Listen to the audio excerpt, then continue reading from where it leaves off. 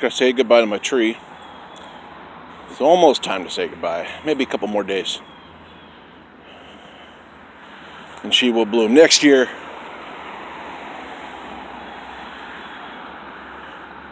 My favorite tree. It's a red maple tree. Alright, so it's election day. I voted weeks ago. I'm sure most of you voted already. If you guys voted today, leave me a comment down below and tell me how your experience was. Just trying to collect my thoughts on how I'm feeling today, and we're obviously not gonna know who the president is at the end of the day. Maybe not even the end of the week. I mean, these mail-in ballots, these millions upon millions of mail-in ballots, on many levels, it's a logistical nightmare to count these ballots. So, I'm in Pennsylvania. They didn't start counting the ballots until 7 a.m. today. Okay? They've been collecting them for weeks, but for some odd reason, they're just like, we're going to count them on election day. Florida started counting theirs weeks ago. We're going to know who won Florida today. So in a way, we might know who the president's going to be if, we get Florida's results. We'll at least have some good indicators. But I've just been thinking about a bunch of other stuff too. Just speculating down the road stuff. Like how much work we have to do. Like getting rid of Trump is like step 1 of 20. Okay? There's no real victory here. It's only one small piece on the chessboard that King Donnie has to fall. I mean, usually that's the end game, right, in chess, but it really isn't here. We have to dismantle neoliberalism because we have to show the Democrats that it's not just Trump, okay?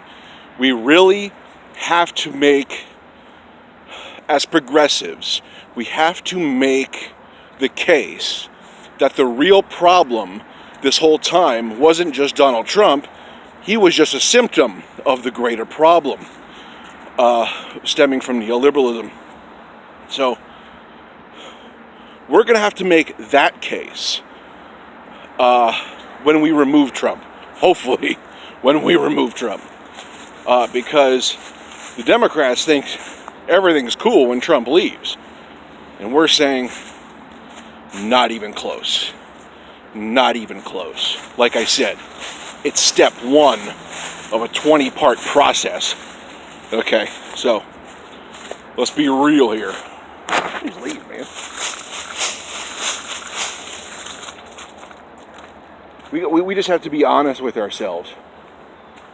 We have to be honest with ourselves that our problems start by getting rid of Trump, and they continue with us dismantling neoliberalism that has just corrupted this country. It has broken the working class. We're at this point in this country where there's tens of millions of people working full-time jobs, and they're barely scraping by.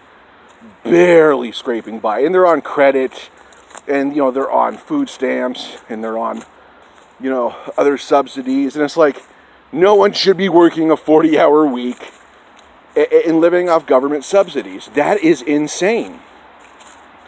And these are the things we need to show liberals where neoliberalism is really killing us. It's not just Trump. Yes, Trump is killing us. Yes, that is valid. But it's just not the end. He's not the problem. He's the symptom. So I'm just thinking about our work we have ahead. And whatever, I like to speculate. I like to try to just plan ahead though, because it will not end with him leaving. And don't expect him to be out of the news feed anytime soon. Corporations, corporate media, they make a killing off Trump news. They need him for their profit margins. I mean, they're going to keep Trump in the news feed 24/7. It drives content. It drives ratings. So, in some capacity, he's going to be a part of our lives. Thank God, hopefully just not dictating the levers of power. But listen, we have work to do. I know it's likely we're going to get rid of him, but we have work to do. So keep that in mind. Tuck it away. Set it on the back burner in your head. We'll tackle it later.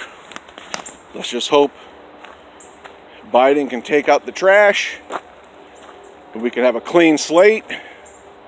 And then we're coming after neoliberalism next. You can count on that. The working class in this country is done suffering. So we got a lot of things to change for the better.